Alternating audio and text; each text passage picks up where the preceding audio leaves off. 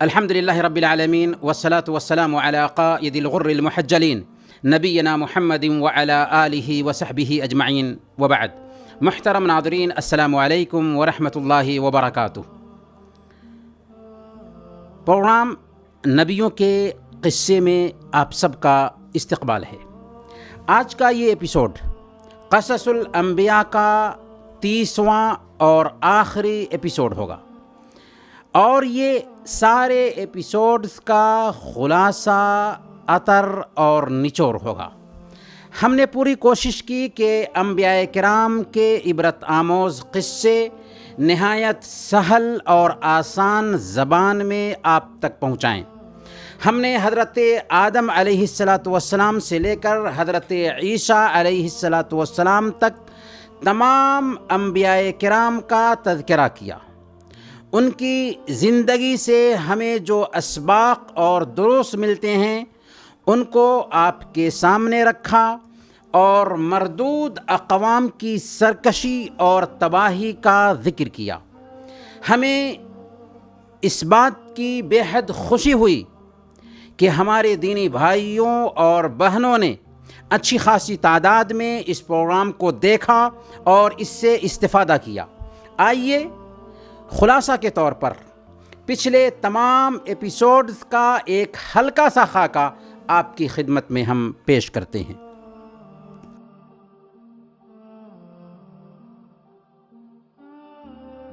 ہم نے سب سے پہلے انبیاء کے قصوں کو جاننے کی اہمیت اور ضرورت پر روشنی ڈالی. پھر کائنات کی تخلیق کے حوالے سے ہم نے عرض کیا کہ اللہ تعالیٰ نے آسمان اور زمین کی پیدائش سے 50,000 سال پہلے مخلوق کی تقدیر لکھ دی. پھر آسمان اور زمین کو پیدا کیا، فرشتوں کو وجود بخشا، جنات کو پیدا کیا. پھر پہلے انسان حضرت آدم علیہ السلام کو مٹی سے پیدا کیا، اپنے ہاتھ سے بنایا، چیزوں کا علم سکھایا، فرشتوں سے سجدہ کرایا. پھر ان کے دلی سکون کے لیے ان کی پسلی کی ہڈی سے ان کی بیوی حوا کو پیدا کیا، دونوں کو جنت میں بسایا. لیکن ابلیس، جس نے آدم علیہ السلام کو سجدہ کرنے سے انکار کیا تھا اور دھتکارا گیا تھا، آدم اور حوا علیہم السلام کو بہکانے میں کامیاب ہو گیا، اور دونوں نے اس درخت کا پھل کھا لیا جس سے منع کیا گیا تھا. اس کے پاداش میں دونوں جنت سے محروم ہو گئے اور زمین پر اتار دیے گئے.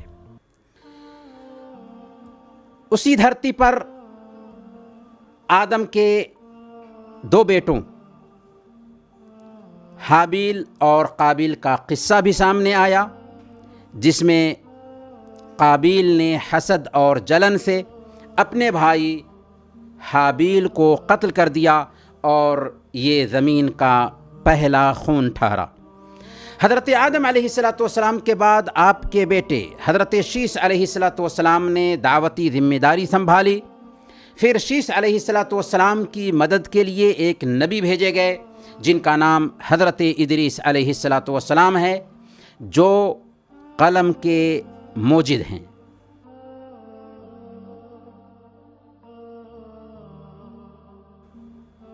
محترم ناظرین،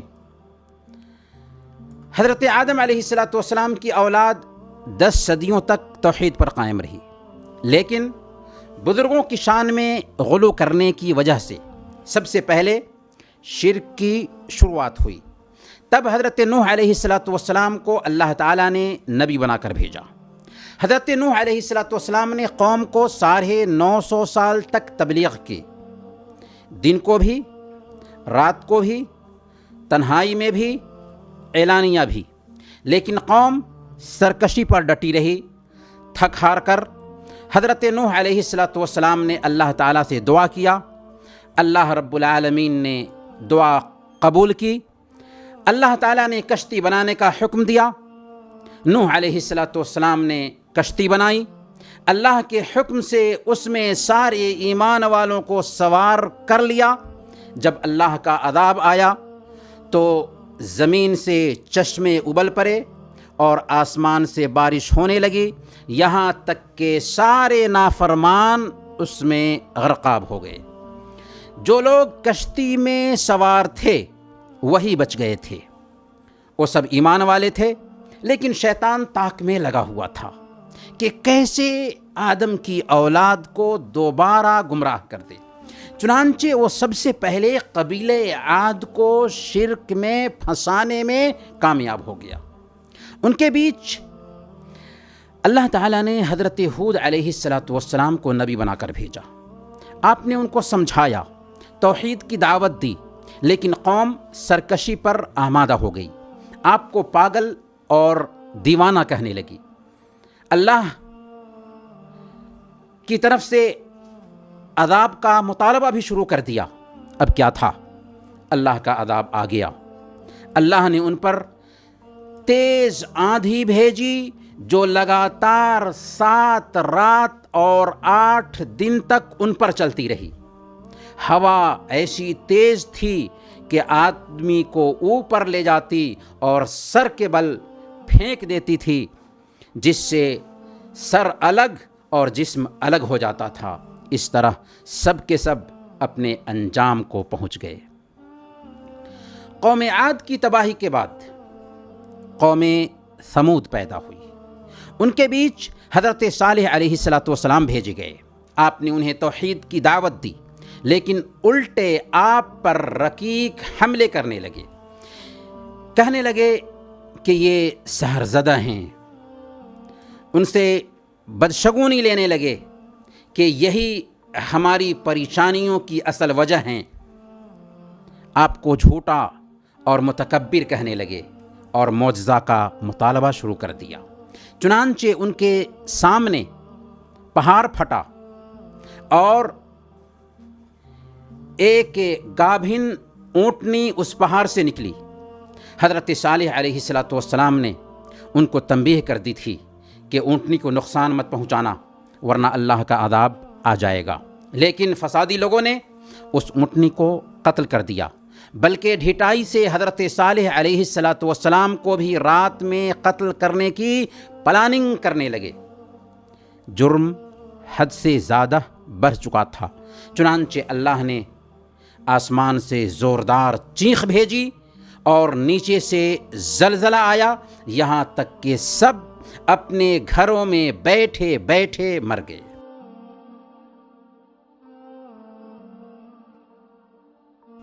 محترم ناظرین، ہم نے ابو الانبیاء حضرت ابراہیم علیہ السلام کے قصے بیان کیے۔ ہم نے دیکھا کہ حضرت ابراہیم علیہ السلام نے سماج سے سمجھوتا نہیں کیا، بلکہ باپ کو توحید کی دعوت دی، مورتی کے پجاریوں کو سمجھایا، چاند سورج اور ستاروں کے پجاریوں کو دعوت دی، بادشاہ وقت تک توحید کا پیغام پہنچایا۔ جب لوگوں نے ان کی بات پر دھیان نہیں دیا تو ان کے بتوں کی خبر لی، جس کے پاداش میں آپ کو آگ میں ڈالا گیا، لیکن آگ آپ کے لیے گلے گلزار بن گئی۔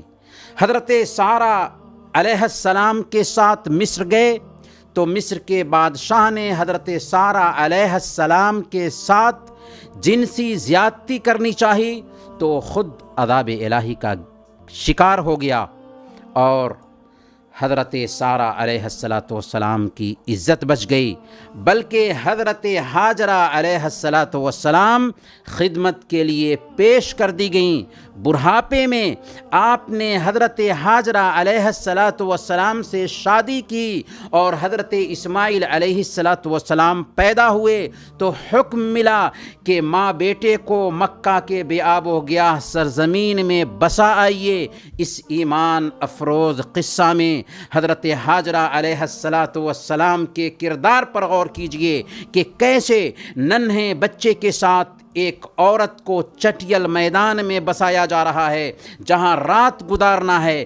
کیا کیا موہوم خیالات آئے ہوں گے، لیکن جب حضرت ہاجرہ علیہ السلام سنتی ہیں کہ یہ اللہ کا حکم ہے تو توکل اور اعتماد کا پیکر بن جاتی ہیں اور کہتی ہیں اذن لا یضیعنا، اگر اللہ نے بسانے کا حکم دیا ہے تو وہ ہمیں ہرگز ضائع نہیں کرے گا، ہرگز برباد نہیں کرے گا۔ اور واقعی اللہ نے انہیں برباد نہیں کیا، بلکہ ماں بیٹے کے لیے چٹیل میدان میں آب زمزم جاری کر دیا۔ پھر جب حضرت اسماعیل علیہ السلام چلنا پھرنا سیکھ گئے تو دوسری آزمائش شروع ہوئی۔ حکم ملا کہ حضرت اسماعیل کو اللہ کی راہ میں قربان کر دیں۔ اس قصہ کو سنتے جائیے اور باپ بیٹے کی فداکاری پر عش کیجیے۔ قربانی کی اس سے بڑھ کر مثال دنیا پیش نہیں کر سکتی۔ محترم ناظرین، ہم نے قوم لوط کی تباہی کا قصہ بھی سنایا کہ کیسے ان کی فطرت مسخ ہو چکی تھی کہ وہ لواطت اور اغلام بازی کی لت کے شکار تھے اور مردوں سے اپنی خواہشیں پوری کرتے تھے۔ حضرت لوط علیہ السلام نے ان کو سمجھایا، لیکن الٹے وہ آپ کو ملک بدر کرنے کی دھمکی دینے لگے۔ جب حضرت لوط علیہ السلام کے پاس فرشتے انسانی شکل میں آئے تو قوم لوط کی بے غیرتی پر سر دھنیے کہ ان کے ساتھ بدفعلی کے ارادہ سے ڈھٹائی کے ساتھ ان کے گھر پر چڑھ آئے۔ حالانکہ ان ظالموں کو کیا پتا تھا کہ وہ فرشتے تھے جو ان کی تباہی لے کر آئے تھے۔ چنانچہ حضرت جبریل علیہ السلام نے ان کی بستیوں کو اٹھایا، اوپر کا حصہ نیچے کر دیا اور نیچے کا حصہ اوپر کر دیا، پھر مسلسل پتھر برسا کر سب کو عبرت کا سامان بنا دیا۔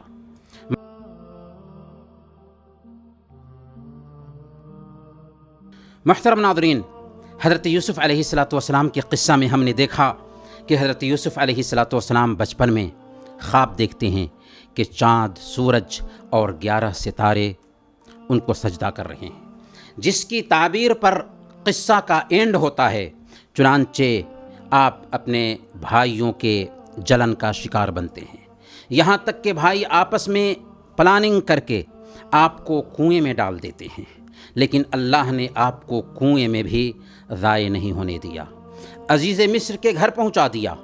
عزیز مصر کے گھر پلے بڑھے اور جوان ہوئے۔ پھر زلیخا آپ کو اپنے جنسی ہوس کا شکار بنانا چاہتی ہے۔ اس موقع سے حضرت یوسف علیہ السلام کی پاک دامنی پر غور کیجیے، زلیخا کی ڈھٹائی پر دھیان دیجیے، عزیز مصر کی بے بسی دیکھیے، شاہی گھرانے کی عورتوں کے ہاتھ کاٹنے کا قصہ سنیے۔ پھر یہ قصہ بھی کس قدر عبرت آموز ہے، سبق آموز ہے کہ آپ کو اسی الزام کے تحت جیل میں ڈال دیا جاتا ہے، وہاں ایک لمبی مدت گزارتے ہیں، وہاں دعوت کا کام کرتے ہیں، خوابوں کی تعبیر بتاتے ہیں، پھر بادشاہ کے خواب کی تعبیر بتانے کے بعد آپ کی عظمت اور پاک دامنی نکھر کر سامنے آتی ہے اور آپ جیل سے باعزت رہا ہو کر وزیر خزانہ بنا دیے جاتے ہیں، کیونکہ جیت ہمیشہ حق اور سچ کی ہوتی ہے۔ پھر وہی بھائی جنہوں نے آپ کو کنویں میں ڈالا تھا آپ کے پاس غلہ کے لیے آتے ہیں۔ حضرت یوسف علیہ السلام ان کو پہلی نظر ہی میں پہچان لیتے ہیں، لیکن وہ نہیں پہچان پاتے، اور پہچانتے بھی کیسے، کیونکہ انہوں نے آپ کو تو کنویں میں ڈال دیا تھا۔ پھر لمبا عرصہ گزرنے کے بعد راز کھلتا ہے۔ حضرت یوسف علیہ السلام اپنے ظالم بھائیوں کو معاف کر دیتے ہیں۔ ماں باپ اور سارے بھائی آپ کی خدمت میں حاضر تھے، سجدے تعظیمی بجا لا رہے تھے۔ یہی وہ خواب کی تعبیر تھی جو حضرت یوسف علیہ السلام نے بچپن میں دیکھا تھا۔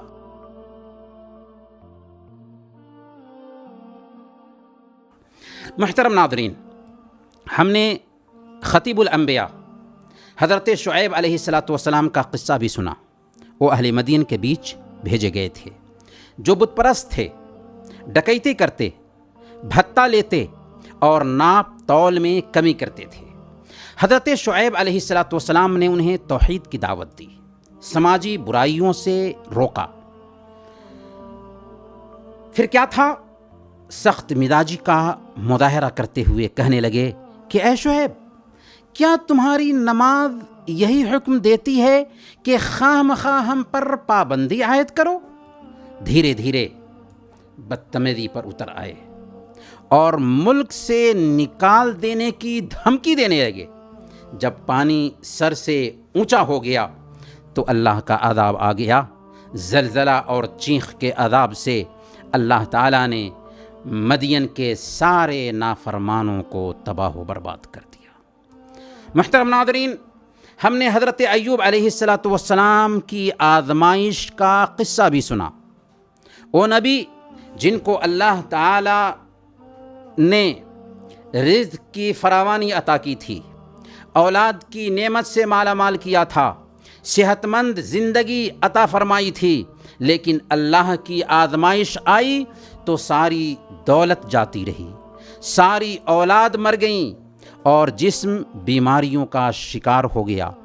18 سال کے لمبے عرصے تک بیماری کے شکار رہے، لیکن ایک حرف شکایت بھی زبان پر نہ لائی اور صبر کرتے رہے۔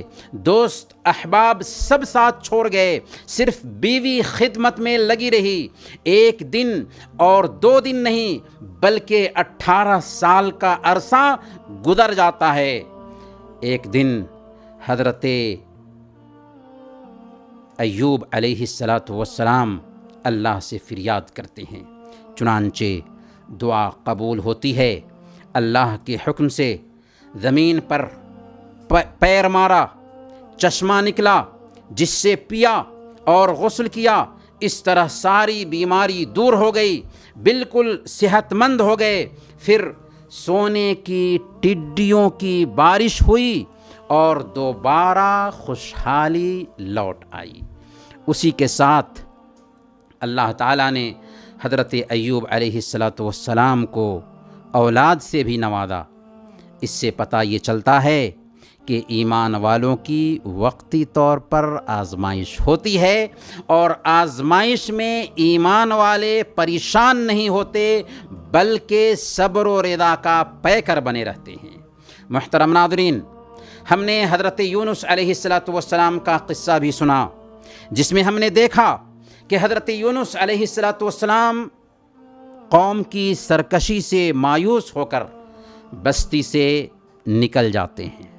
اب بستی والوں کو احساس ہوتا ہے کہ ہم نے سرکشی کی، چنانچہ سب نے توبہ کر لی اللہ کے عذاب کو دیکھ کر، اور اللہ نے آئے ہوئے عذاب کو ان سے ٹال دیا۔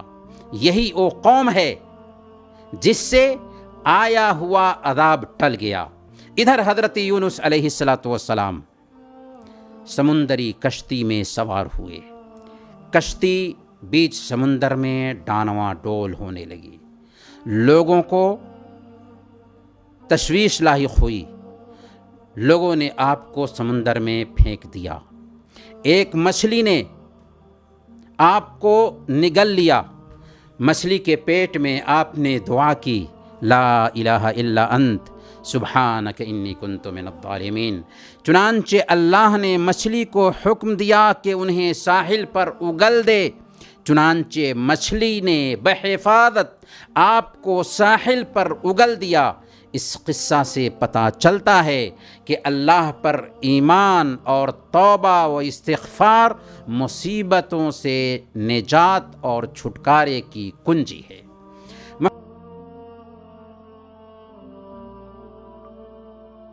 محترم ناظرین، ہم نے حضرت موسیٰ علیہ السلام اور حضرت ہارون علیہ السلام کے قصے بھی کئی ایپیسوڈ میں بیان کیے۔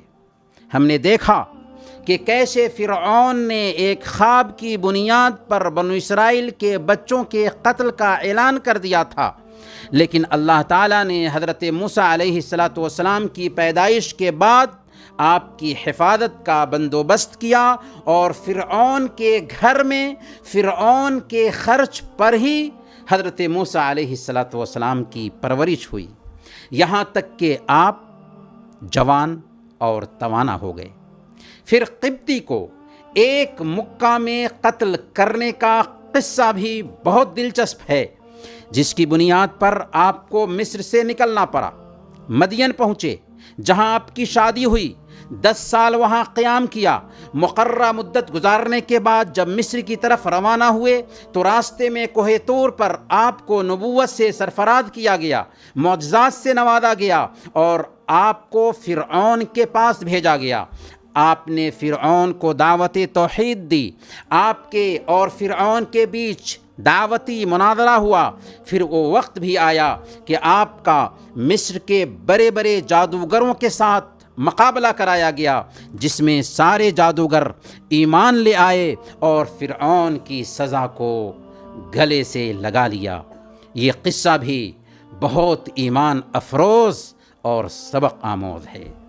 جب حضرت موسیٰ علیہ السلام کے قتل کی سازش ہو رہی تھی تو فرعون کے پارلیامنٹ میں آل فرعون کے ایک مومن نے جو لیکچر دیا تھا، خطاب کیا تھا، وہ خطاب بھی ایمان کو جلا بخشنے والا ہے۔ اس خطاب کا ذکر اللہ تعالیٰ نے اپنی کتاب میں بھی کیا ہے۔ جب فرعونیوں کی سرکشی مسلسل جاری رہی تو اللہ تعالیٰ نے ان پر مختلف طرح کا عذاب بھیجا، شاید کہ اس سے بھی وہ سنبھل جائیں، سدھر جائیں، لیکن وہ ٹس سے مس نہ ہوئے اور اپنی روش سے باز نہ آئے۔ تب فرعون اور قبطیوں کی تباہی عمل میں آئی کہ اللہ تعالیٰ نے حضرت موسیٰ اور بنو اسرائیل کے لیے سمندر میں راستے بنا دیا اور فرعون اور اس کے لشکر کو اسی سمندر میں غرقاب کر کے دنیا والوں کے لیے عبرت کا سامان بنا دیا۔ فرعون کی غرقابی کے بعد بنو اسرائیل کے اچھے دن آ گئے تھے۔ اب انہیں اللہ کی اطاعت میں زندگی گزارنا چاہیے تھا، لیکن ایسا ہوا نہیں۔ اللہ کی نعمتوں کا اپنی پیشانی کی آنکھوں سے مشاہدہ کرنے کے باوجود سرکشی پر اتر آئے۔ حضرت موسیٰ علیہ السلام سے اپنے لیے الگ معبود بنانے کا مطالبہ کرنے لگے۔ سامری کے بہکاوے میں آ کر بچھڑے کی پوجا شروع کر دی، تورات پر عمل کرنے سے انکار کرنے لگے، اللہ کو دیکھنے کا کھلے طور پر مطالبہ کرنے لگے۔ چچا کے قاتل کا پتہ لگانے کے لیے گائے ذبح کرنے کا حکم دیا گیا تو گائے کے اوصاف سے متعلق سوالات پر سوالات کرنے لگے، اور جب حضرت موسیٰ علیہ السلام نے ان سے کہا کہ چلو عمالقہ سے بیت المقدس کو آزاد کراتے ہیں تو ڈھٹائی سے کہنے لگے کہ ہم نہیں جانے والے ہیں، تم اپنے رب کے ساتھ جاؤ، لڑو، ہم یہیں بیٹھے رہیں گے۔ جس کی سزا اللہ نے ان کو یہ دی کہ 40 سال تک وہ صحرا میں بھٹکتے رہے۔ لیکن یہاں پر بھی اللہ تعالیٰ نے ان کے لیے من و سلوہ نازل کیا، گرمی سے بچاؤ کے لیے بدلی کا سایہ کیا، پانی کے 12 چشمے جاری کر دیے، لیکن اس نعمت کو پانے کے باوجود ناشکری کرتے رہے۔ من و سلوہ کے بجائے زمین سے اگنے والی سبزیوں اور پیاز کی مانگ کرنے لگے۔ غرض کہ بنو اسرائیل نے حضرت موسیٰ علیہ السلام کو قدم قدم پر ستایا اور ذچ کیا۔ حضرت موسیٰ علیہ السلام کے قصہ کے ضمن میں ہم نے قارون کی تباہی کا قصہ بھی بیان کیا، جو اپنے مال و دولت پر تکبر اور گھمنڈ کا اظہار کرتا ہے تو اسے اپنے خزانے سمیت زمین میں دھسا دیا جاتا ہے۔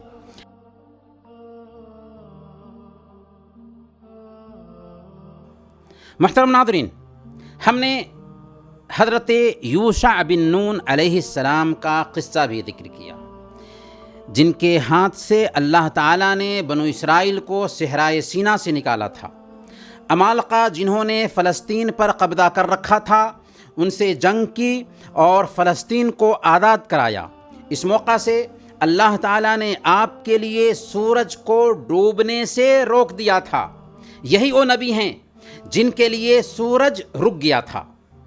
حضرت یوشع بن نون کا قصہ بھی بہت دلچسپ ہے۔ محترم ناظرین، ہم نے حضرت یوشع بن نون کے بعد کے حالات بھی بیان کیے کہ اس کے بعد بنو اسرائیل کی سرکشی میں مزید اضافہ ہونے لگا، چنانچہ اللہ تعالیٰ نے ان پر ظالم بادشاہوں کو مسلط کر دیا اور وہ ذلت کی زندگی گزارنے پر مجبور ہو گئے، یہاں تک کہ حضرت شمویل علیہ السلام کا زمانہ آتا ہے۔ اسی زمانے میں جالوت جیسے ظالم بادشاہ سے طالوت کی فوج کا مقابلہ ہوتا ہے، یہاں تک کہ جالوت شکست کھاتا ہے اور داؤد علیہ السلام جالوت کو قتل کرتے ہیں۔ یہیں سے حضرت داؤد علیہ السلام کی شخصیت نکھر کر بنو اسرائیل کے سامنے آتی ہے اور بنو اسرائیل آپ کو ٹوٹ کر چاہنے لگتے ہیں، یہاں تک کہ حضرت شمویل اور طالوت کی وفات کے بعد لوگ حضرت داؤد علیہ السلام کو اپنا بادشاہ بنا لیتے ہیں، پھر اللہ تعالیٰ آپ کو نبوت سے بھی سرفراز فرماتا ہے۔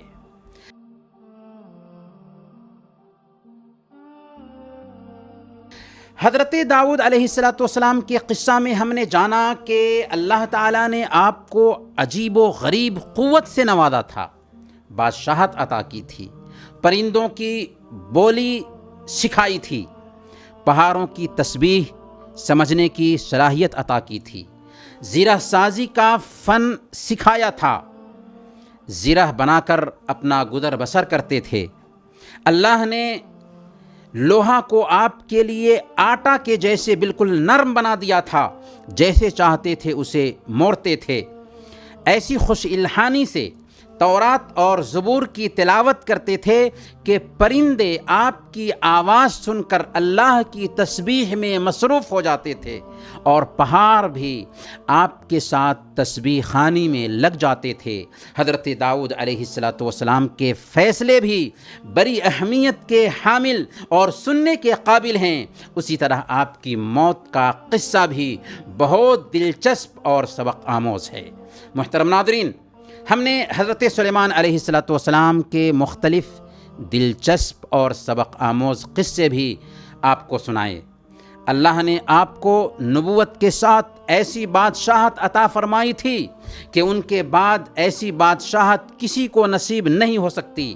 آپ چرند و پرند کی بولیاں سمجھ لیتے تھے، جنات آپ کے تابع تھے، جیسے چاہتے آپ ان سے کام لیتے تھے، ہوا بھی آپ کے تابع تھی، آپ جہاں چاہتے ہوا آپ کو وہاں پہنچا دیا کرتی تھی۔ اللہ نے آپ کے لیے پگھلے ہوئے تانبے کا چشمہ بھی بہا دیا تھا، غرض کے افواج، ساز و سامان، اسلحہ، جنات، انسان، چرند و پرند اور تمام حیوانات آپ کے تابع تھے۔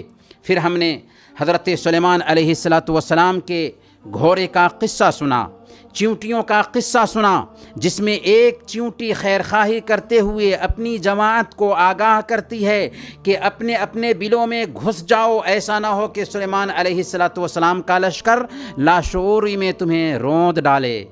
اسی طرح ہم نے حضرت سلیمان علیہ السلام کی آزمائش کا قصہ سنا کہ آپ اپنی 100 بیویوں کے پاس جاتے ہیں، لیکن انشاءاللہ نہ کہنے کی وجہ سے ان میں سے صرف ایک بیوی بچہ جنتی ہے اور وہ بھی آدھا بچہ۔ پھر ہم نے تفصیل سے ہدہد اور ملکہ سبا بلقیس کا قصہ آپ کے سامنے رکھا، جس میں سورج کی پوجا کو دیکھ کر ایک پرندہ ہدہد کی غیرت جاگ اٹھتی ہے، حضرت سلیمان علیہ السلام کو رپورٹ پیش کرتا ہے، آپ کا خط ملکہ سبا کی خدمت میں پہنچاتا ہے، پھر ملکہ سبا کا مکتوب کے تئیں ریویو، اپنے وزیروں سے مشورہ، اس کا حضرت سلیمان علیہ السلام کی خدمت میں تحفہ بھیجنا، پھر دراندیشی کا مظاہرہ کرتے ہوئے حضرت سلیمان علیہ السلام کے پاس ملکہ سبا کا حاضر ہونا، پھر پلک تک جھپکتے ہی ملکہ کا عرش حضرت سلیمان علیہ السلام کے پاس پہنچ جانے کا قصہ، ملکہ سبا کے استقبال کے لیے شیشے کا محل تعمیر کرنے کا قصہ، اور اس محل میں داخل ہوتے ہوئے ملکہ سبا کا اپنی پنڈلیوں سے کپڑے اٹھا لینے کا قصہ نہایت ایمان افروز اور بے حد دلچسپ ہے۔ اس وقت آنکھوں سے خوشی کے آنسو چھلک پڑتے ہیں جب ملکہ سبا اسلام کو گلے لگاتے ہوئے کہتی ہے، رب انی ظلمت نفسی واسلمت مع سلیمان رب العالمین۔ پھر ہم نے حضرت سلیمان علیہ السلام کے چند پرحکمت فیصلوں سے متعلقہ قصے آپ کی خدمت میں پیش کیے، جیسے بکریوں کا کھیتی چر جانے کا قصہ، دو عورتوں کے بیچ آپ کا فیصلہ جن میں سے ایک کے بچے کو بھیڑیا اٹھا لے گیا تھا، اور آپ کا ان دونوں سے یہ کہنا کہ چھری لاؤ تاکہ تم دونوں کے بیچ بچے کو آدھا آدھا کر کے تقسیم کر دوں، نہایت دلچسپ قصہ ہے۔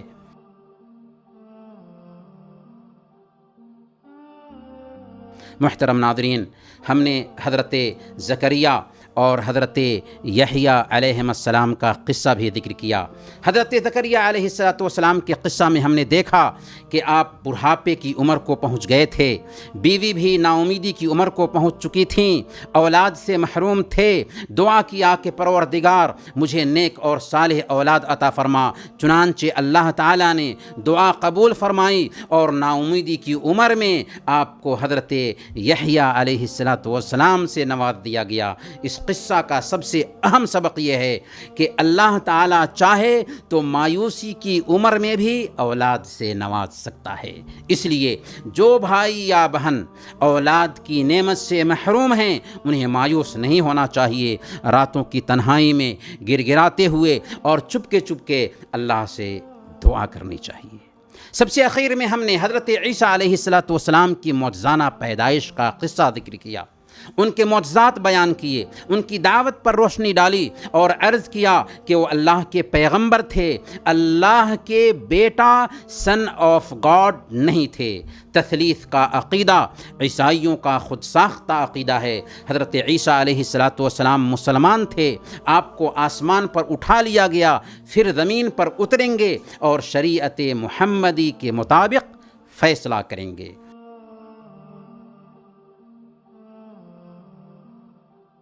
محترم ناظرین، یہ انسانیت کے سب سے افضل لوگوں کے قصے تھے۔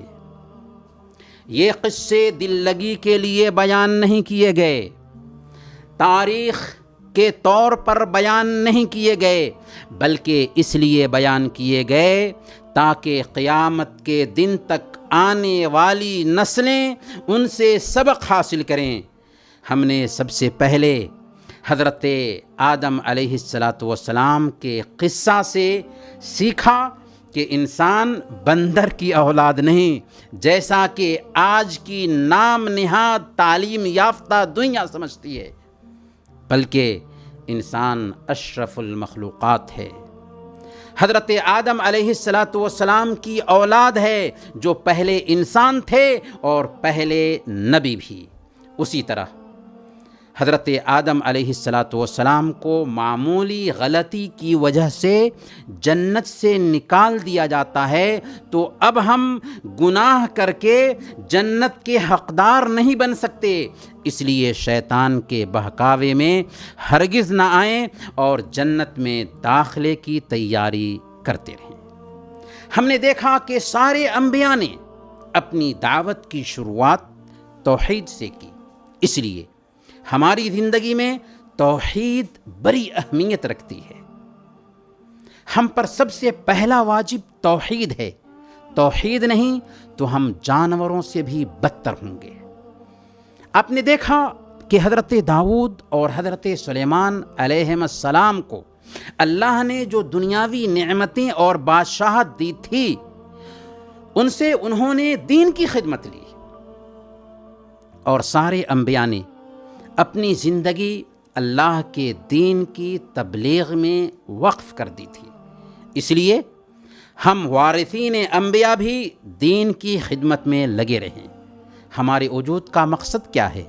ہمارے وجود کا مقصد دین کی سرفرازی ہے۔ ہم اسی لیے مسلمان ہیں اور اسی لیے نمازی ہیں۔ جو قوم اپنے مقصد سے ہٹتی ہے وہ ناکام، نامراد اور ذلیل و رسوا ہوتی ہے۔ ہم نے دیکھا کہ انبیاء کرام اپنی قوم کی شرارت سے مایوس نہیں ہوئے، ان کی اذیتوں پر، تکلیفوں پر صبر کیا۔ حضرت نوح علیہ السلام 950 سال تک ڈٹے رہے۔ حضرت موسیٰ علیہ السلام بنو اسرائیل کی شرارتوں سے بددل نہیں ہوئے اور تحمل و بردباری کا مظاہرہ کرتے رہے۔ دنیا کے سب سے افضل انسان حضرت محمد صلی اللہ علیہ وسلم کو ہر طرح سے ستایا گیا، پریشان کیا گیا، لیکن آخر دم تک آپ اپنے کام میں لگے رہے۔ اس لیے ہم بھی اپنی قوم کی شرارتوں سے طیش میں نہ آئیں، اپنے حصہ کا کام کرتے رہیں، دعوت کے لیے اٹھ کھڑے ہوں اور تحمل اور بردباری کا مظاہرہ کریں۔ ہم نے دیکھا کہ انبیاء کو آزمائشوں کا سامنا کرنا پڑا۔ حضرت ابراہیم علیہ السلام آگ میں ڈالے گئے، حضرت یونس علیہ السلام کو مچھلی نے نگل لیا، حضرت ایوب علیہ السلام 18 سال تک مال، اولاد اور جسم تینوں میں آزمائے گئے۔ حضرت یوسف علیہ السلام کو کنویں میں ڈالا گیا، بغیر کسی جرم کے جیل کی تکلیفیں جھیلنا پڑیں۔ اس لیے یاد رکھیے، آزمائش اللہ کی سنت ہے، اور جس قدر ایمان مضبوط ہوگا اسی قدر آزمائش بھی سخت ہوگی۔ پھر آزمائش بھی اگر ایمان والوں کی ہوگی تو یہ آزمائش وقتی ہوتی ہے۔ چنانچہ حضرت ابراہیم علیہ السلام کی آزمائش ہوئی لیکن آگ گلے گلزار بن گئی۔ حضرت یونس علیہ السلام کی آزمائش ہوئی لیکن مچھلی نے آپ کو ساحل پر اگل دیا۔ حضرت ایوب علیہ السلام کی آزمائش ہوئی لیکن مصیبت جاتی رہی۔ حضرت یوسف علیہ السلام کی آزمائش ہوئی لیکن کنویں سے نکلے، پھر آپ کی عفت اور پاک دامنی بھی نکھر کر کے سامنے آ گئی اور وزیر خزانہ بنا دیے گئے۔ اس لیے آزمائش میں گھبرانا نہیں چاہیے بلکہ صبر و شکیب سے کام لینا چاہیے۔ حضرت یوسف علیہ السلام کے قصے میں خاص طور پر ہمارے لیے 2 اہم پیغام اور ہے۔ پہلا پیغام یہ کہ ہمارا دامن عفت داغدار نہ ہونے پائے، عزت کی حفاظت کیجیے۔ عزت لوٹی تو سب کچھ لٹ گیا، کچھ بھی نہیں بچا، اس لیے عزت کی حفاظت کیجیے جیسے حضرت یوسف علیہ السلام نے عزت کی حفاظت کی تھی۔ دوسرا یہ کہ ہم کسی سے جلن نہ رکھیں، حسد نہ کریں۔ کسی کی عزت، دولت یا شہرت سے اگر آپ جلتے ہیں تو اس کا کچھ نقصان آپ نہیں کر سکتے، اس کا کچھ بگاڑ نہیں سکتے۔ ہاں، آپ اپنا نقصان ضرور کریں گے۔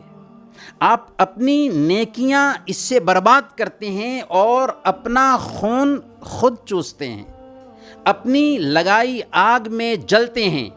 نیکیاں بھی گئیں، صحت بھی برباد ہوئی، اور جلن میں اگر کوئی حرکت کر بیٹھے تو حضرت یوسف علیہ السلام کے بھائیوں کے جیسے ذلت اور پشیمانی بھی اٹھانا پڑی۔